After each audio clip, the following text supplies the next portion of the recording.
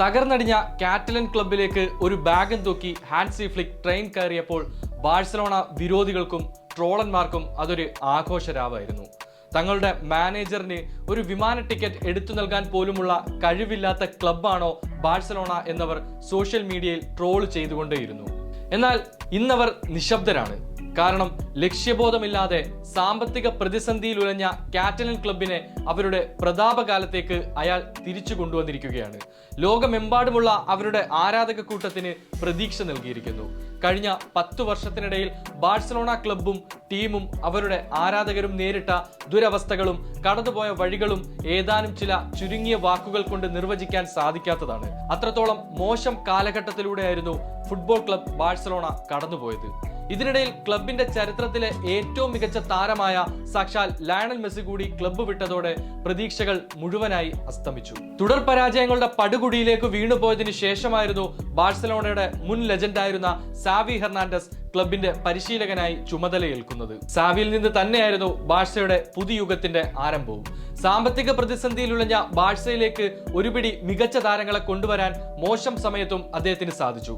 Robert Lewandowski, Jules Kounde, Raphinha, Inigo Martinez, Ferran Torres തുടങ്ങിയ താരങ്ങളെ Xavi ടീമിലെത്തിച്ചതും Lamine Yamal, Pau Cubarsi, Alejandro Balde, Fermin Lopez തുടങ്ങിയ young ടാലന്റുകളെ തങ്ങളുടെ അക്കാദമിയായ ലാ മെസ്സിയിൽ നിന്ന് കണ്ടെത്തിയതും സാവിയായിരുന്നു.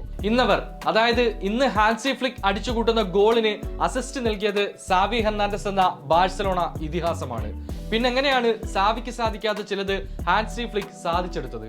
Johan Cruyff, Louis van Gaal, Lorenzo Serra Ferrer, Carles Rexach, Antonio de la Cruz, Radomir Antic, Frank Rijkaard, Pep Guardiola, Tito Vilanova, Gerardo Martino, Luis Enrique, Ernesto Valverde, Quique Setien, Ronald കോമൻ.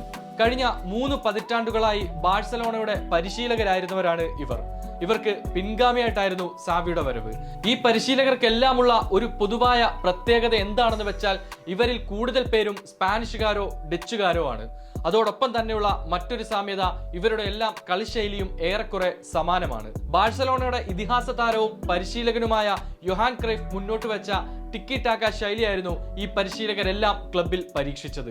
മാത്രമല്ല ഇവരിൽ മിക്കവരും ബാഴ്സയുടെ കുപ്പായം അണിഞ്ഞവരുമായിരുന്നു. അതുകൊണ്ട് തന്നെ ക്ലബിന്റെ പാരമ്പര്യത്തിന് പ്രാധാന്യം കൊടുത്തിട്ടുള്ള കളിയായിരുന്നു മിക്ക പരിശീലകരും മുന്നോട്ട് വെച്ചത്.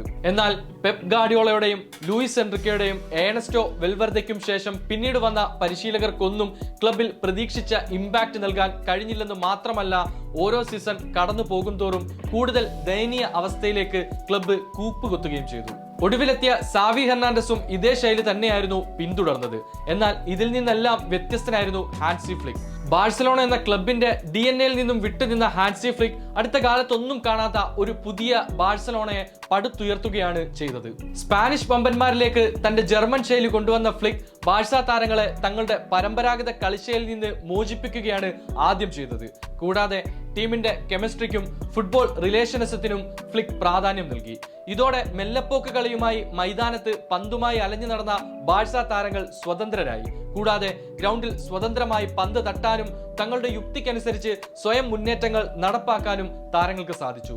മറ്റൊന്ന്, മൈതാനത്ത് പന്ത് കൈവശമുള്ള നിമിഷങ്ങളിലെല്ലാം എത്രയും വേഗം ഗോൾ സ്കോർ ചെയ്യുക എന്ന മെന്റാലിറ്റി താരങ്ങളിലേക്ക് പകർന്നു നൽകുകയും അത് ഗ്രൗണ്ടിൽ നടപ്പാക്കുകയും ചെയ്തു എന്നതാണ്. പന്ത് ലഭിച്ചാൽ അത് എത്രയും പെട്ടെന്ന് ഫൈനൽ തേർഡിൽ എത്തിക്കുന്നതിനാണ് ഹാൻസി ഫ്ലിക്ക് പ്രാധാന്യം നൽകിയത്. മൈതാനത്തിന്റെ വലുപ്പം എത്രത്തോളം പ്രയോജനപ്പെടുത്താൻ കഴിയുമോ അത്തരത്തിലായിരുന്നു ഫ്ലിക്ക് മുന്നേറ്റത്തിൽ തന്ത്രങ്ങൾ നടപ്പിലാക്കിയത്. എതിർ ടീമിൽ മാൻമാർക്ക് ചെയ്യുന്ന താരങ്ങളെ പരമാവധി അകലത്തിലാക്കുക.